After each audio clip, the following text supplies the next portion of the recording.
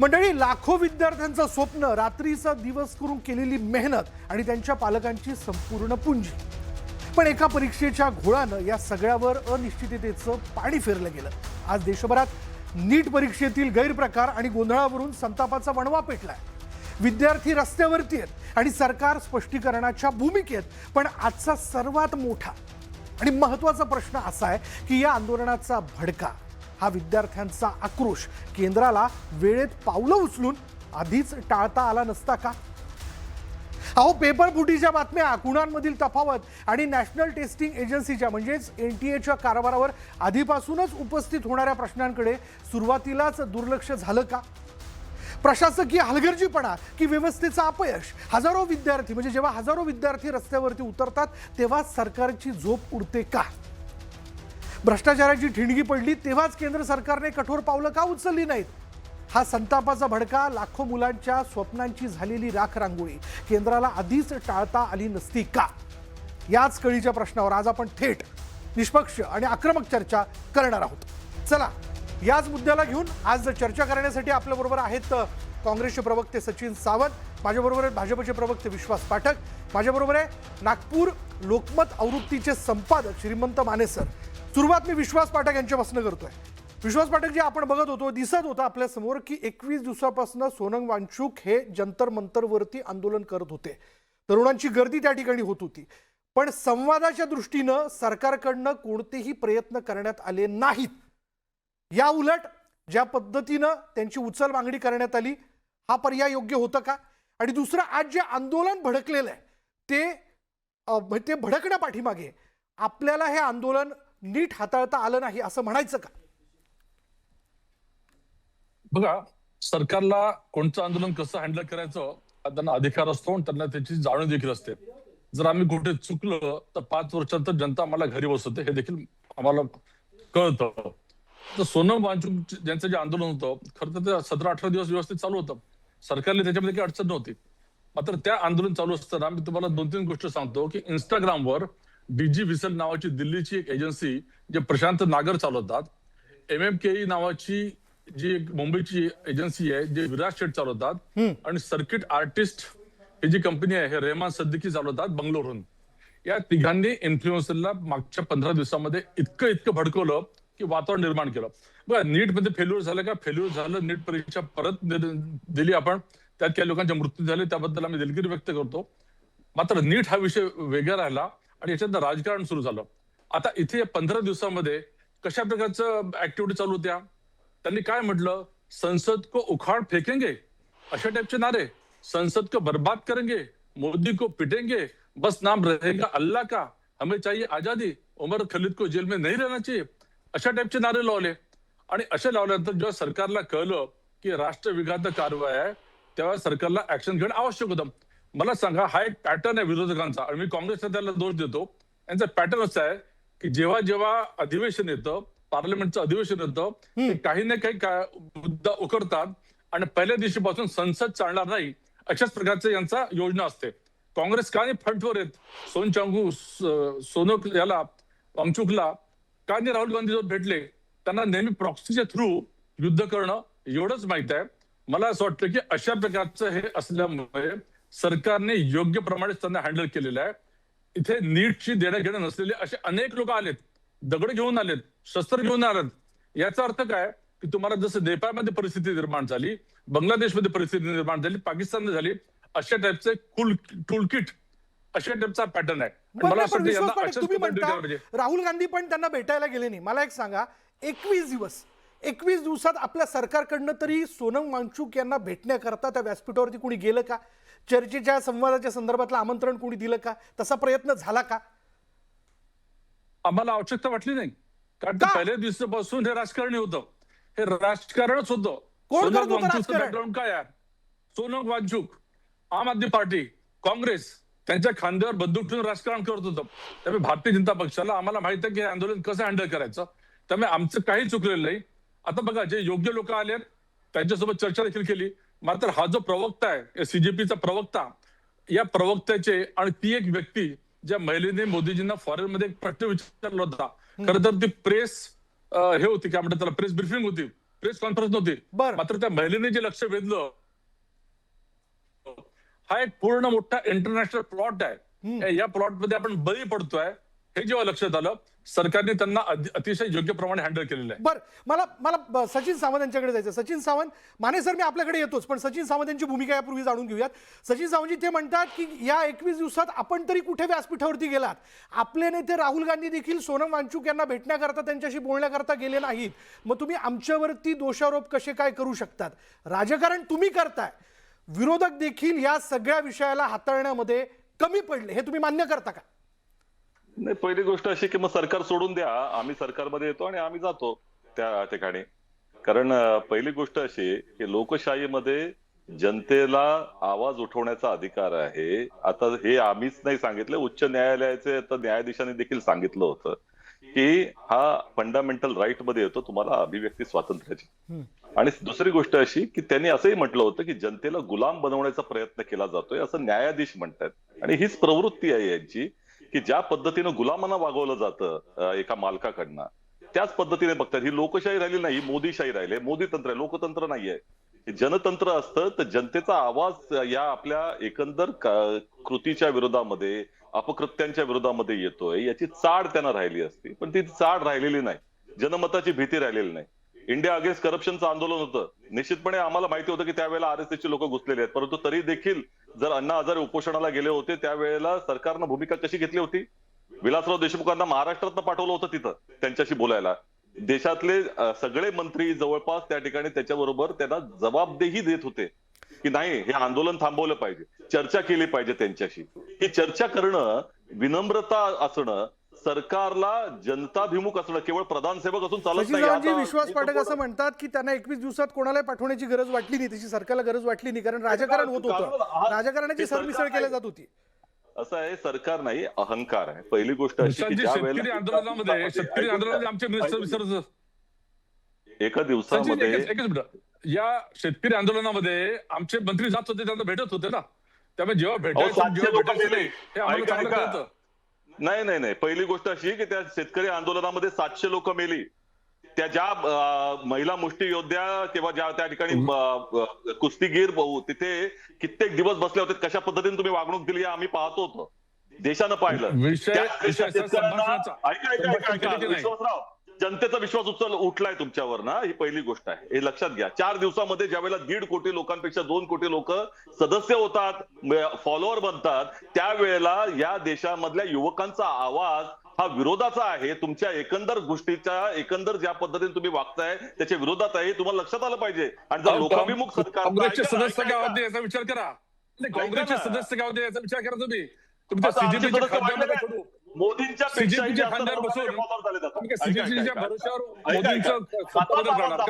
असाच आवाज दाबताय लोकांचा. तुम्हाला वाटतंय की हे सगळं सहजसाध्य नाही आहे या देशामध्ये. तुम्हाला वाटतं की संपूर्ण आरएसएस, मोदी, शहा हे कॅप्चर करून टाकतील देशाला, आम्ही सगळ्या संविधानिक संस्था ताब्यात घेऊ, संसद को बर्बाद करेंगे, संसदेचा आवाज दाबून टाकू, आणि प्रत्येक जण जो तुमच्या विरोधामध्ये बोलतो तो अँटी नॅशनल असतो, देशविरोधी असतं, काहीतरी आंतरराष्ट्रीय प्लॉट असतो, आणि त्या ठिकाणी त्या युवकांना देखील कुठेतरी मोठा आंतरराष्ट्रीय त्यांच्यामध्ये एक कटकारस्थान तयार होत आहे. हे जे टूलकिट आहे तुमचं, विश्वासराव, टूलकिट आहे भारतीय जनता पक्षाचं. आणि माने सरांना चर्चेत सहभागी करून घ्यायचं. सचिनजी ऐका ना, मी येतो तुमच्याकडे. माने सर, मला सांगा बरं, माझं काहीच चुकलं नाही. एक विद्यार्थी म्हणून मी रस्त्यावरती येऊन ही मागणी करत असेल की शिक्षण व्यवस्थेत बदल करा, हा नागरी प्रश्न आहे, ओके, मला आंदोलन करण्याचा संविधानाने अधिकार दिलेला आहे, हे अगदी इथपर्यंत बरोबर आहे.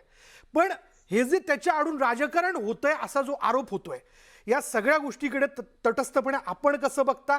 आपण ही परिस्थिती जी बिघडलेली बघतो याचं काय विश्लेषण कराल? एक तर हे राजकारण होतंय, हा जो बचावाचा जो मार्ग आहे ना, तो अत्यंत चुकीचा आहे. लोकांच्या प्रश्नावर, विद्यार्थ्यांच्या प्रश्नांवर, महिलांच्या प्रश्नांवर, शेतकऱ्यांच्या प्रश्नावर याच्यावर राजकारण करायचं नाही, आंदोलनं करायची नाही, तर मग कशावर करायची? याची उत्तर द्यायला पाहिजे. जे लोक असं म्हणतात की याच्यावर राजकारण व्हायला नको, हा चुकीचा स्टँड आहे. दुसरी गोष्ट, आता पाठक साहेब जे काय बोलतायत ना, ते खूप गंभीर आहे हो. अहो, या पोरांची काय चूक आहे? आणि याच्या मागचे जर तुम्हाला काही आंतरराष्ट्रीय कट दिसत असेल तर तुमच्याकडे सगळ्या एजन्सीज आहेत, तो कट तो उघडकीस आणा आणि त्यांना कारवाई करा ना, जे कोणी देशाच्या विरोधात करत असतील. पण ही अगदी निष्पाप निरपराध अशा पद्धतीची मुलं ज्यांच्या समोरचं भवितव्य, त्यांचं भविष्य अंधकारमय दिसतं आहे. म्हणजे जी नीटची परीक्षा म्हणजे त्या मे महिन्यामध्ये ते पेपर फूट झाल्यानंतर, परीक्षा झाल्यानंतर, तर ही जी परीक्षा आहे या परीक्षेतले पेपर काय या पोरांनी फोडलेत का? सीबीआयने जी इन्क्वायरी केली त्याच्यामध्ये क्लासेसनी ज्यांनी पेपर सेटिंग केलं, पेपर ठरवले, प्रश्न ठरवले, त्यांनीच तिथूनच फोडलं. आणि एनटीए सारखी जी एजन्सी आहे त्या एजन्सीच्या प्रमुखावर कारवाई नाही आहे. या देशाचं शिक्षण खातं सांभाळणाऱ्या मंत्र्यांवर, अधिकाऱ्यांवर, वरिष्ठ अधिकाऱ्यांवर कारवाई नाही आहे. खाजगी क्लासेसवाल्यांना हे केलं. आणि आता परिस्थिती अशी झाली आहे की सरकारच्या या भूमिकेमुळं म्हणजे आजची तर स्थिती अशी आहे की हे आंदोलन सीजेपीच्या, कॉकरोच जनता पार्टीच्या पण हातात राहिलेलं नाही आहे. कारण इव्हन मी तुम्हाला आजचा नागपूरचा अनुभव सांगतो. एसटी बसमधून आलेली मुलं सीताबर्डीवरती उतरून पायी चालत संविधान चौकात जात होती. ती उत्स्फूर्तपणे जात होती. आणि आज दिल्लीमध्ये जंतर मंतर आणि त्या सगळ्या परिसरामध्ये जी जमा झालेली जी मुलं होती ती उत्स्फूर्तपणे तिथं आली होती. कारण त्या सगळ्यांना आपल्या भविष्याबद्दलचे काही गंभीर प्रश्न निर्माण झालेले आहेत. आणि हे आपण पाहिलं की फेर परीक्षा झाली. फेर परीक्षेनंतरचं काय झालं हे मगाशी आपण रिपोर्टमध्ये दाखवलं की त्या मुलांना त्यांच्या ओएमआर शीटनुसार, त्यांच्या आन्सर कीनुसार किती मार्क मिळाला पाहिजे, त्यांच्या मार्कशीटवरती किती मार्क आहेत, याच्यावरून लोक कोर्टात चाललेत. तुम्ही या सगळ्यांना देशद्रोही ठरवताय, या सगळ्यांना आंतरराष्ट्रीय कटाचा भाग ठरवताय. त्या मुलींवरती ज्या पद्धतीनं पोलिसांनी मारहाण केली आहे, त्या पोरांना ज्या पद्धतीनं मारहाण केली आहे, ते अक्षरशः गलबलून जाण्यासारखी स्थिती आहे हो. आणि तरी सुद्धा म्हणजे तुम्ही सोनम वांगचुकनं उचललं, हायकोर्टाचे निर्देश होते इथंपर्यंत ठीक आहे. त्या पोरांवरती तुम्ही छडीमार केलाय, लाठीमार केलाय, अश्रुधुराच्या नळकांड्या फोडलेल्या आहेत. त्या पोरांनी काय करायचं? आणि प्रश्न असा आहे की बघा, तुम्ही एक साधं उदाहरण देतो की नीटच्या पहिल्या परीक्षेमध्ये जवळपास 23 लाख, 22 लाख, 79,000 एवढी मुलं बसली होती. फेर परीक्षेला ते 17 लाखावर आलं. या मधल्या 6 लाखांचं काय झालं? आणि ही देशातली सर्वात मोठी मेडिकल ऍडमिशनच्या संदर्भातली परीक्षा आहे. छोट्या मोठ्या परीक्षांमध्ये पण प्रत्येक ठिकाणी पेपर फूट होते. तुम्ही त्या सगळ्या परीक्षा ज्या आहेत त्या खाजगी एजन्सीकडे दिलेल्या आहेत, त्याच्यामध्ये प्रचंड करप्शन आहे. या मुलांनी जे हे देशाचं भवितव्य आहे, आपल्या देशाचं भविष्य ज्या पिढीच्या हातात आपण देण्याचा प्रयत्न करतो आहोत, त्यांच्याबद्दल आपण असा खेळ करतो. आणि हे आता काँग्रेसला त्यांनी ब्लेम करायचं, काँग्रेसने त्यांना ब्लेम करायचं, याच्या पलीकडे कधीतरी या मुलांचा कोणी विचार करणार आहे की नाही? आणि हे जे चाललंय, आणि हे आणखी एक युक्तिवाद की ज्यांचा नीटशी संबंध नाही ते तिथं आले. अहो असं कसं काय? उद्या समजा माझ्या पुढच्या पिढीमधल्या मुलांना जर या सिस्टीम बद्दल काही प्रश्न असतील, या सिस्टीम बद्दल त्यांना जर काही शंका असेल, तर सुरक्षा म्हणून यायला नको, ही सिस्टीम सुधारायला नको.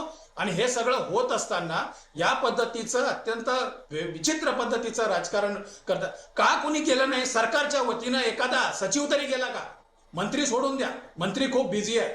सरकारच्या वतीनं कोणी सचिव तरी त्यांना भेटायला गेला का? मला जात नाहीये. मला हेच मुद्दे जे आहेत माने सर, मला विश्वास पाठक यांना विचारायचे आहेत. विश्वास पाठकजी, काय चुकलं? म्हणजे मी अशी अपेक्षा बाळगतोय, मी अशी मागणी करतोय की सुरुवातीपासून एनटीएचा गोंधळ दिसतोय, पेपर फुटी झाली, आता आपण गुणांमधली तफावत बघतोय, वारंवार त्याच व्यवस्थेकडे, त्याच विभागाकडे लक्ष जे आहे ते जात आहे, त्यांचे दोष दिसून येत आहेत. अशा वेळीच या सगळ्या प्रकरणांवरती जबाबदारी निश्चित करणं, कारवाई करणं, या बाबतीत सरकार कमी पडलं म्हणून ही आंदोलनाची वेळ आली असं म्हणायला नको का? अहो, पेपर फुटी झाली तेव्हा लागलीच लातूर, पुणे, दिल्ली सर्वत्र आपण लोकांना धरपकड केलेली आहे आणि त्यांच्यावर ऍक्शन घेतलेली आहे. त्याच्यानंतर नीट परीक्षा सुरळीत पार पडलेली आहे. आता कोणाचा रिव्हॅल्युएशनचा विषय असेल, ते रुटीन गोष्टी तर त्याच्यावर ते एनटीए बरोबर त्याला हँडल करेल. मुद्दा असा आहे की मान्य साहेबांना हे दिसत नाही, जे टीव्हीवर दाखवतात आहे की हमें चाहिए आजादी, मोदी जी को पिटेंगे, संसद को बर्बाद करेंगे. हे काय निष्पाप लोक आहे? या लोकांना कोण शिकवतो? संसदेवर जाऊन हल्ला करा, चालून या. लाखो असे विद्यार्थी एका रात्रीत कसे काय येतात? एका नीटचे विद्यार्थी आहे. बरं तुम्ही असं म्हणतात की ज्यांचा नीटशी संबंध नाही ती मंडळी सुद्धा रस्त्यावरती आली.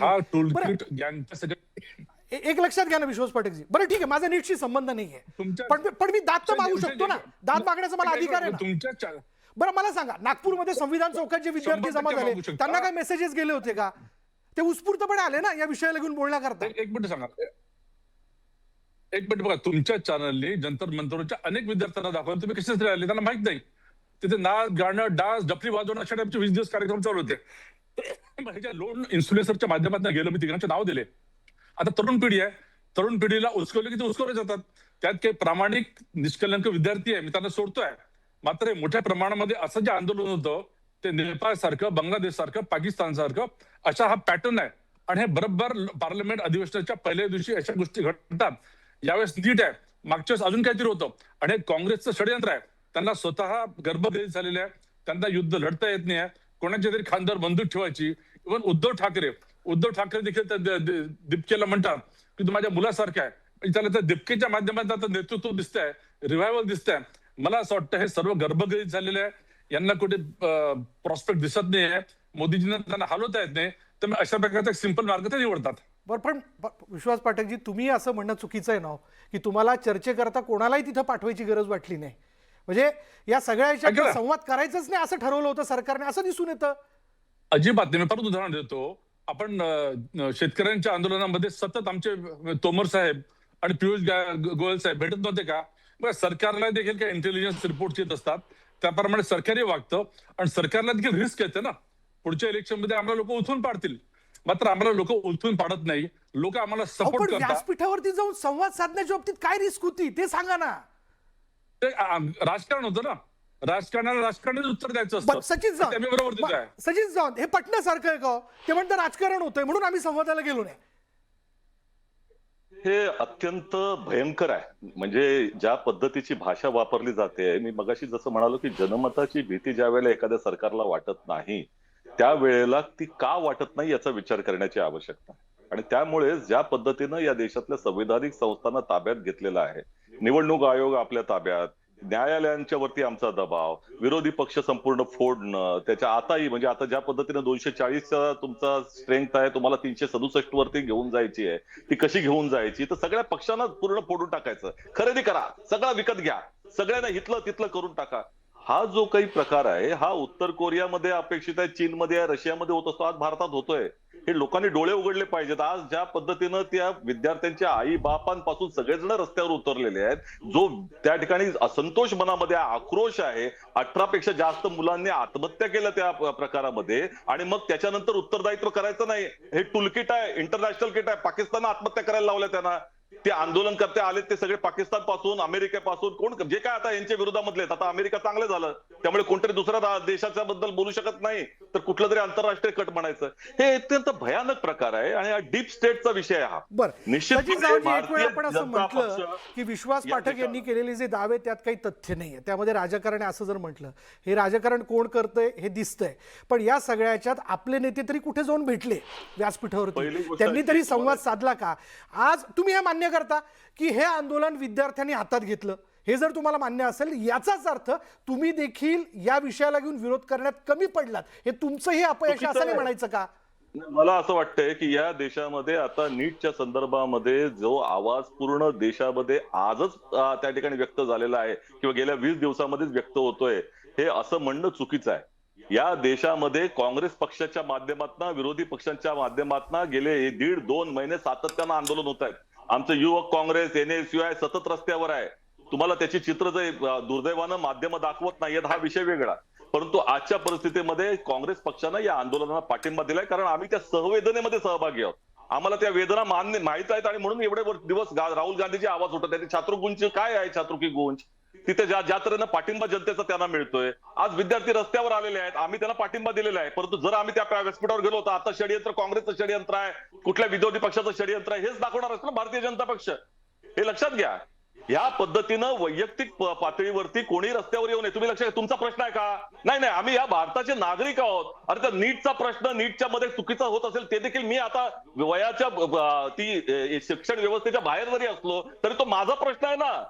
माझ्या देशामधला शेतकऱ्याचा प्रश्न असेल तो देखील माझा प्रश्न आहे, कामगाराचा प्रश्न असेल माझा प्रश्न आहे. मी कामगार असण्याची आवश्यकता नाही त्यासाठी. हे काय चाललंय? म्हणजे या देशामधले सगळे प्रश्न, सर्वांगीण या देशाचा विकास व्हावा, सर्व देशाच्या प्रत्येक व्यक्तीला न्याय मिळावा, ही जर भूमिका माझी असेल आणि त्या अनुषंगाने मी आंदोलनाला एखाद्या पाठिंबा देत असेल तर तो द्यायचा नाही. म्हणजे नीटच्या बाहेरच्या लोकांनी येऊ नये, ही जी काही विघातक वृत्ती आहे, लोकांना विभागायचं आणि त्यांना तोडायचं आणि नंतर त्याच्यावरती राज्य करायचं, हीच तर राज्यकर्त्या इंग्रजांची भूमिका होती. तीच आता हे काळे इंग्रज झालेत. माने सरांना याबद्दल काही प्रश्न उपस्थित करायचे सचिनजी? हा माने सर बोला. नाही, आता वारंवार पाठक साहेब त्या शेतकरी आंदोलनाचा विषय उपस्थित करता आहे. तर एक तर किती शेतकऱ्यांचे जीव गेले, किती पद्धतीने तुम्ही देशाच्या राजधानीच्या सगळ्या सीमा ब्लॉक करून टाकल्या होत्या, तिथं काटेरी म्हणजे बेडचेच एकदम असं कुंपण करून त्यांची वाहनं सुद्धा येऊ नयेत हे सगळं केलं होतं. आणि हे त्याच्या वेळेला पण ते खालिस्तानी असा त्यांचा प्रचार करत होते. आता मगाशी ज्या एजन्सीची जी नावं ते वाचून दाखवत होते या पद्धतीनं, तर ते हे किती विचित्र पद्धतीनं आपण आपली पुढची पिढी हाताळतोय हा याच्यातला मुद्दा आहे. आणि त्यामुळं आणि ते मगाशी सांगत होते ना की हे इकडचं म्हणजे यांची फूस आहे त्यांची फूस आहे. मला असं वाटतं की थोडंसं एकदा देशाची सत्ता आपल्या हातात दिली आहे तर थोडासा संवाद साधायला पाहिजे. आणि विशेषतः अशा संवेदनशील मुद्द्यावरती की जिथं लोकांच्या भविष्याचा प्रश्न आहे अशा ठिकाणी संवाद साधायला पाहिजे ना. का मुलांशी का नाही बोलत? आता ती मगाशी NTA मध्ये केलेल्या तक्रारींवरती सुद्धा वेळेवर उत्तरं मिळत नाहीत म्हणून लोक हायकोर्टात गेले. आता हे सगळं जे काही चालू आहे हे या विद्यार्थ्यांच्या दृष्टीनं आपण कधीतरी गंभीरपणे विचार करणार आहोत की नाही? आणि दरवेळेला असं काही असलं की काहीतरी आंतरराष्ट्रीय कट वगैरे, अहो एवढ्या सगळ्या एजन्सीज आणि हे सगळं आहे. या गरीब निष्पाप आणि निरपराध मुलांना तुम्ही देशद्रोही नका ठरवू, राष्ट्रविरोधी कारवायांमध्ये ते आंतरराष्ट्रीय कटाचा भाग आहेत असं नका ठरवू. ही सगळी मुलं ही आपल्या घरातली अवतीभोवतीची आहेत. त्याच्यात पुन्हा मग वेगवेगळे पैलू त्याच्यातले शोधायचे. त्या मुलींचे ज्या पद्धतीनं ते रडवेल्या म्हणजे अक्षरशः रडत ते काही सांगत होत्या ते सगळं पाहवत नाही. मला पुन्हा पुन्हा त्याच मुद्द्यावरती यायचं आहे की या मुलांच्या भवितव्यावर हे तुमचं प्राधान्य असायला पाहिजे. जी विशाल, मी एकच बोलेन विशाल. हा बोला. मला विश्वास पाठकांकडे जायचंय. हा एकच मिनिट. 152 ह्या 2014 पासून 152 पेपर लीक झालेले आहेत आणि संपूर्ण देशभरामध्ये जिथे जिथे भाजपचे सरकार आहे तिथे झालेले आहेत. ही वस्तुस्थिती लक्षात घ्या. महाराष्ट्रामध्येही तशा पद्धतीत झालेलं आहे. आणि भूमिका कशा तऱ्हेने असली पाहिजे तुम्ही लक्षात घ्या की काँग्रेस पक्षाचं 1984 साली इंदिरा गांधीचं सरकार होतं. सोनम हे ते वांगचुक आहेत, त्यांचे वडील होते सोनम वांग्यांग. ते अशाच तऱ्हेनं उपोषणाला बसले होते. लडाखच्या तिथल्या जनतेला आदिवासी दर्जा, एसटीचा दर्जा द्यावा यासाठी. इंदिरा गांधीजी या दिल्लीवरनं तिथे लेहला गेले या विमानानं आणि त्यांनी उपोषण सोडवलं होतं. पंतप्रधान त्या शेतकऱ्यांच्या आंदोलनाला म्हणतात ना, तिकडे बाजूला किती मीटरवरती होते माहितीये का? 1 किलोमीटरवरती होते. ते गेले नाहीत तिकडे. त्या महिलांच्या प्रश्नाच्या वरती बहुत हुआ महिलाओं के ऊपर अत्याचार म्हणणारे आपकी बार मोदी सरकार, महिला ज्या आपल्या मल्ल बसल्या होत्या त्यांच्यावरती कशाच्या महिला शोषणाच्या विरोधात बोलत होत्या. गेले का पंतप्रधान? गेलं का कोणी? कशा पद्धतीने धिंड काढली त्यांची? शेतकऱ्यांची कशी काढली? आज त्या महिला मुलींचे कपडे फाडले गेले होते. त्या ठिकाणी प्रत्येक कशा पद्धतीने मारा. पोलीस अशा तऱ्हेने बंदुका घेऊन उभे होते तिथे, बंदुका घेऊन असे दाखवत. हे कोणाला दाखवताय? या पुढच्या पिढीला बंदुका दाखवताय तुम्ही? हीच झालं होतं ना चायनामध्ये. ज्या पद्धतीने विद्यार्थ्यांनी आंदोलन केलं तिथे बुलडोजर फिरवले, अनेक माणसं मेली. हे चीनमध्ये चाललेलं आहे. हा देश चीन उत्तर कोरिया करायचा प्रयत्न चाललाय. तिथं एकच पक्ष आहे PLA. तशाच पद्धतीने भारतीय जनता पक्ष देशपातळीवर करायचं आहे यांना. ही लोकशाही संविधान यांना मान्य नाही आहे आणि त्यामुळे सगळंच उद्ध्वस्त करायचं आहे. आणि जो कोण आहे तो देशद्रोही आहे. फक्त भारतीय जनता पक्ष राष्ट्रभक्त झालेला आहे, हे नॅशनलिस्ट झालेले आहेत. ही जेव्हा प्रवृत्ती येते त्यावेळेला या देशामध्ये हुकुमशाही आलेली आहे.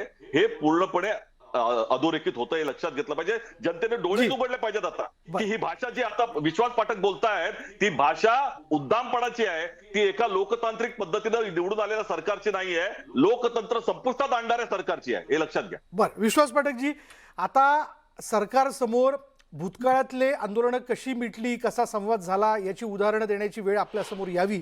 पण या सगळ्याच्यात कट कारस्थान नंतर कशा पद्धतीने त्याच्या पाठीमागे सोशल मीडियाच्या माध्यमातून प्रचार केला जातोय हा जो एक आपला आरोप आहे, राजकारण होतंय हा जो काही आपला आरोप आहे, हे सगळं बाजूला ठेवून विद्यार्थ्यांशी संवाद साधता आला नसता का? त्यांची एक माफक अपेक्षा होती की वारंवार NTA कडनं ज्या काही चुका होत आहेत याच्यात बदल अपेक्षित होते आणि हे बदल करण्याकरता संवाद होऊ शकला असता. साधं होतं. विशालजी मी त्याचं उत्तर देतो, पण त्याच्यात मी तुम्हाला सांगू इच्छितो, शेतकऱ्यांच्या आंदोलनाचा एवढ्यासाठी रेफरन्स दिला की तिथे आम्ही डायलॉग कंटिन्युअसली केला होता, जेव्हा करायला पाहिजे तेव्हा करत होतो. मात्र हेच शेतकरी पुढे जाऊन लाल किल्ल्यावर त्यांनी ज्या प्रकारे अटॅक केला, हेच आम्हाला अप्रिहेन्शन होतं, पहिली गोष्ट. दुसरं, माने सरांनी आणि सचिन सावंतांनी, दोन्ही आमचे सिनियर मित्र आहेत, मी चारदा हा जे नारे लावलेले आहे, जो उल्लेख केला, त्याच्याबद्दल ते ब्र देखील काढत नाहीये. दुसरं, सावंत साहेबांना मी सांगू इच्छितो की एम्स 2006ची जी पीजीची एक्झाम होती, क्लॅटची 2009ची परीक्षा होती, RRBची परीक्षा होती, अशा अनेक परीक्षा आहेत. कितीदा तुम्ही राजीनामे दिले, तर फक्त राजकारण करू नका. मला असं वाटतं विशालजी की ज्याप्रमाणे याचं खरं तर डिस्कशन कुठे होऊ शकतं, पार्लमेंट चालू आहे, पार्लमेंटमध्ये नीट विषयावर आपण चर्चा करू शकतो. आमच्या सभापतींनी चारदा अनाऊन्स केलं की एक नियम असतो, नियमाप्रमाणे आपण याच्यावर देखील चर्चा घेऊ, तुम्ही डिस्कशन तर करा. मात्र डिस्कशन करायचंच नाही अशा प्रकारच्या. आता राहिला मुद्दा तुमचा की संभाषणाने नक्कीच होऊ शकतं. जे प्रामाणिक विद्यार्थी आहे, ज्यांच्या की अडचणी निर्माण झाल्या, सरकार त्यांच्याशी नक्कीच बोलेल. मात्र अशा प्रकारचं कोणी जर हे केलं, जिकडे तुम्ही की संसद को हम बर्बाद कर देंगे, अशा टाईपचं जर काही असेल, तर सरकार ज्या प्रकारे हँडल करतात तसंच हँडल केलं जाईल. नाही, पण विश्वास पाटील जी हे सांकेतिक असू शकतं ना, माझं म्हणणं. नाही, संसद बर्बाद कर देंगे सांकेतिकचा असं तर विषय काही नाही, प्रत्यक्ष घडणार नव्हतं ना. चुकीचं आहे. विशाल हा, पहिली गोष्ट की अशा तऱ्हेचं भारतीय जनता पक्षाचं एक टूल किट आहे, RSSचं टूल किट आहे की प्रत्येक आंदोलनं जी यांच्या विरोधामध्ये असतात त्या ठिकाणी अशी माणसं घुसवली जातात. हे आतापर्यंत सध्या सिद्ध झालेलं आहे. त्यामुळे ही माणसं त्याच्यातलीच होती का, ह्याच्याबद्दल देखील त्या ठिकाणी चौकशी करण्याची आवश्यकता आहे. योगेंद्र यादव जातात, निखिल वाघे जातात. ऐका तुमचं ऐकलं ना. पहिली गोष्ट अशी की तेच चेहरे दिसतात अनेकदा. आज त्या दीपकेवरती शाई फेकणारी व्यक्ती ही दुसऱ्यांदा दिसलेली आहे आणि ती भारतीय जनता पक्षाच्या बाजूची असते. दुसरी गोष्ट अशी की संसदेमध्ये चर्चा आज मागितली ना, आज देशामध्ये लाखो लोक त्या जंतर मंतरवरती आलेले आहेत, 20 दिवस उपोषण चाललेलं आहे. स्थगन प्रस्ताव मागितला ना विरोधी पक्षानं, का स्थगन प्रस्तावाला त्या ठिकाणी मान्यता दिली नाही? बिझनेस ऍडवायझरी कमिटीमध्ये येतं का ते? त्यामुळे विरोधकांच्या संदर्भामध्ये सभापती चर्चा म्हणाले, अरे तुमची भूमिका प्रामाणिक असती तर तितक्यात स्थगन प्रस्तावाला उत्तर दिलं, आम्ही चर्चा करायला तयार आहोत म्हणून. लाखो मुलं तिकडे बाहेर बसलेली आहेत, त्याच्यावर मारहाण केले जाते, अश्रुधुराच्या धळकंड्या फोडतायत तुम्ही, त्यावेळेस त्यांच्यावरती त्या ठिकाणी बंदुका रोखताय, त्यांना लाठी हल्ला त्यांच्यावर होतोय आणि संस्थेमध्ये चर्चा तुम्हाला नको. सचिनजी, नीट परीक्षा आता आली, प्रत्येक पार्लमेंटरी सेशनमध्ये तुम्ही असे काय मागता?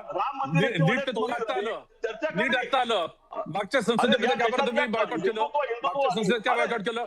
बॉयकॉट करणं तुमचा धंदा आहे. तुम्हाला पार्लमेंटरी सिस्टम उद्ध्वस्त करायची आहे, तुम्हाला डेमोक्रेटिक गोष्ट दुरुस्त करायची आहे, तुम्हाला इलेक्शन कमिशन चालत नाही.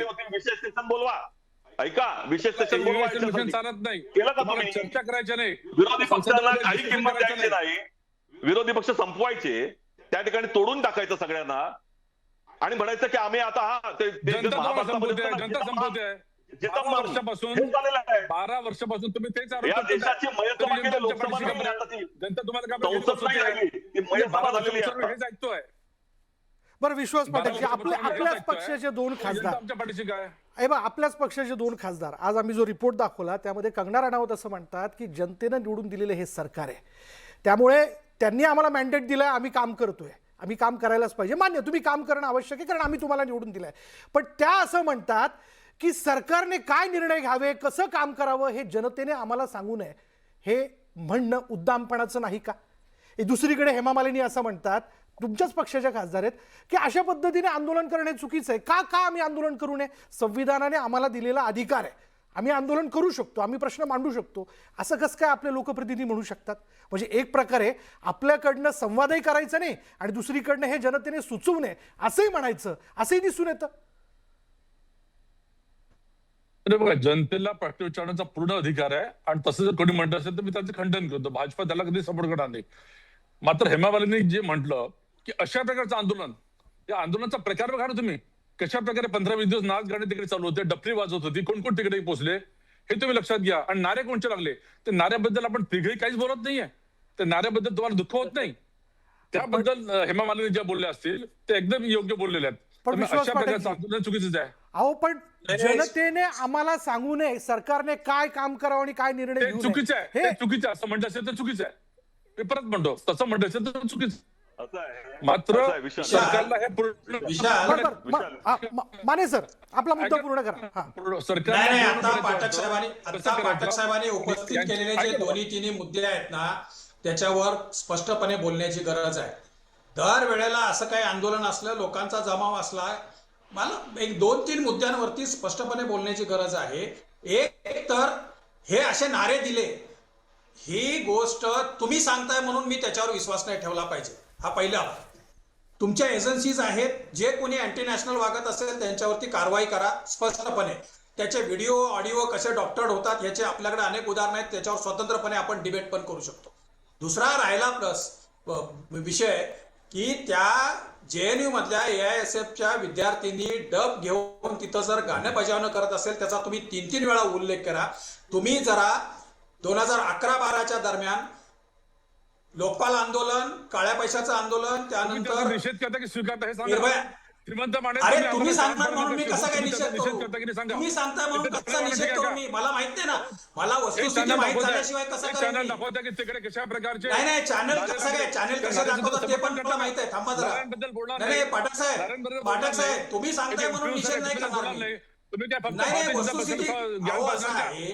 वस्तुस्थिती सांगा. एक मिनिट त्याच्या स्वतंत्र राहिला प्रश्न नाच गाण्याचा. राहिला प्रश्न नाच शिकवायचा आहे. फक्त भाजपाला शाळा शिकवायचा. तुम्हाला या गोष्टी दिसत नाही असे नारे लागतात ते. तुम्ही सांगताय म्हणून नाही विश्वास ठेवणार मी. भारत तेरे तुकडे हो गए याचं तुम्ही समर्थन करता. कोणी दिले नारे? तुम्ही कारवाई करा त्यांच्यावरती. म्हणून डोळ्यावरची तुम्ही पट्टी कारवाई काढून करा जरा त्यांच्यावरती. बघा तुम्ही. प्रश्न काय आहे की विशाल हा सगळा प्रयत्न जो आहे ना तो मूळ मुद्द्यांवरून लक्ष इतरत्र वळवण्यासाठीचा प्रयत्न आहे. राहिला प्रश्न नाच गाण्याचा जो विषय आहे तुम्ही जरा मागची आंदोलनं पण काढा आणि त्या आंदोलनांमध्ये कशा पद्धतीचे नाच गाणे झाले कसे आंदोलन झाले ते पण काढा. तुम्हाला डब हातात घेतलेल्या मुली गाणी म्हणत असतील क्रांतीची गाणी म्हणत असतील तर त्याचा विश्वास पाटीलजी त्या अभिव्यक्त होण्याचं साधन असू शकतं ना. यापूर्वी आंदोलनामध्ये पोवाडे गायले गेले किंवा आचारसंहिता नाही ना काही अशी की अशाच पद्धतीने आंदोलन झालं तुम्ही पाहिजे. सांगाल त्याच पद्धतीने आंदोलन तुम्ही सांगाल त्याच पद्धतीने आंदोलन असं कसं होईल? कशाला करता बघ. माने साहेब, पहिली गोष्ट जस्टिफाय अशी- का बरं करता? एक तर स्टँड घ्या तुम्ही. माने साहेब, मला असं वाटतं जे माने साहेब, चुकीचं आहे. ऐका. फक्त भारतीय जनता पक्षाला ज्ञान पाजण्याचा तुम्हाला ठेका दिलेला नाही म्हणून आज तुम्हाला जनतेने घरी बसवलेला आहे. अहो ज्ञानाचा विषय नाहीये. तुम्ही सत्य स्वतंत्र बाळांचे पत्रकार देखील आता लयाला चालले आहेत. स्वतंत्र पत्रकार लयाला चालले आहेत. आज ते वाघरे तिथपर्यंत पोहोचले. शबाना आजबे पोहोचली. का पोहोचली? कारण यांना कुठेतरी आता अस्तित्व त्यांना दिसत अहो, त्यांचं व्यक्ती स्वातंत्र्य आहे ना. आम्हाला नाही. स्टुडनी करायला बसलेली आहे. विश्वास त्यांचं पाटीलजी व्यक्ती शबराची स्वातंत्र्य आहे ना. आंदोलनाच्या आंदोलन पण गेले होत्या. 5 वर्षांनी मी परीक्षा देतोय. जर 5 नाही, वर्षांनी परीक्षा देतोय. विशाल बरं विश्वास एक शेवट सेकंद काही सेकंद हा बोला सचिन सावंतजी. पहिली गोष्ट अशी की अण्णा हजारेंच्या आंदोलनाला नितीन गडकरी गेले होते ना. मग ते कशासाठी गेले होते?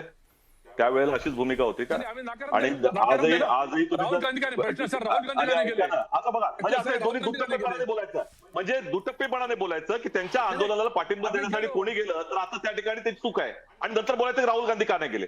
दुसरी गोष्ट नितीन गडकरी गेले अण्णा हजारांच्या आंदोलनाला ज्यावेळेला भाजपचे अध्यक्ष असताना ऐका विश्वासराव बरं तिसरी गोष्ट सांगतो. त्या अजूनही युट्यूब मध्ये जा तिथे तुम्हाला त्या ठिकाणी ते दृश्य दिसतील. सुषमा स्वराज आंदोलनाला बसल्या होत्या त्यावेळेला नाचत होत्या तिथे त्यांनी ते पाहिलं ना आम्ही. त्यामुळे अशा तऱ्हेनं व्यक्त होण्याचे वेगवेगळी साधनं असू शकतात परंतु व्यक्त होणं महत्वाचं असतं आणि व्यक्त काय कशासाठी होतोय तो मुद्दा महत्वाचा असतो. धर्मेंद्र प्रधान हा इतका महत्वाचा व्यक्ती का झालाय? एवढं देशभरामध्ये त्याच्या विरोधामध्ये आवाज होतोय त्याच्यासाठी त्याला संरक्षण देण्याची भूमिका काय? आजही एका मुद्द्याने बोलले का धर्मेंद्र प्रधानच्या नेतृत्वाखाली हे झालेलं आहे तर त्यांनी पाठिंबा देताय का त्याला का नाही त्या ठिकाणी राज्यामध्ये बिलकुल सचिन सावंतजी आज आपला मुद्दा लक्षात आला आपले प्रश्न लक्षात आले. माझी चर्चेची वेळ संपलेली. या विषयाला घेऊन जो मी मूळ प्रश्न उपस्थित केलेला होता त्या संदर्भात खरं तर मी आता नेमकं जनतेचं काय म्हणणं आहे जनतेने प्रेक्षकांनी काय पोल दिला बघा. या संदर्भातला प्रश्न जो आहे तो मी बडे मुद्देमध्ये आज जो उपस्थित केला होता. माझा मूळ प्रश्न होता की नीट आंदोलनाचा भडका केंद्राला आधीच टाळता आला असतं का? या संदर्भातला काय पोल समोर आलाय बघा. 96% लोक म्हणतात होय. यातनं जनतेचं सरकारबद्दलचं काय मत झालेलं आहे हे यातनं स्पष्टपणे दिसून येतं. असं आहे मंडळी की या सगळ्या याच्यामध्ये आंदोलन पेटल्यानंतर अग्निशामक दलासारखं धावून जाण्यापेक्षा आगीची ठिणगी पडूच नये यासाठी वेळेत घेतलेली खबरदारी हीच खरी उत्तम प्रशासनाची ओळख असते. जर विद्यार्थ्यांच्या तक्रारींकडे पहिल्या दिवसापासूनच गांभीर्याने पाहिलं गेलं असतं तर कदाचित लाखो तरुणांना आज रस्त्यावर दिल्लीमध्ये उतरावं लागलं नसतं. सरकार येतील आणि जातील, व्यवस्था बदलतील, पण देशाच्या भविष्याशी म्हणजेच विद्यार्थ्यांच्या विश्वासाशी खेळ होणं हे परवडणारं नाही. या आंदोलनाने केंद्र सरकारला आणि संपूर्ण शिक्षण व्यवस्थेला एक मोठा धडा दिलाय. पारदर्शकता आणि जबाबदारी याला दुसरा कोणताही पर्याय नाही. पाहुयात येत्या काळात यावर काय ठोस उपाययोजना केल्या जातात. आजच्या चर्चेत सहभागी झाल्याबद्दल सगळ्या मान्यवरांचे खूप खूप आभार. यानंतर आज बडे मुद्देमध्ये इथेच थांबणार आहोत. पहा फक्त न्यूज 18 मराठी, आवाज महाराष्ट्राचा.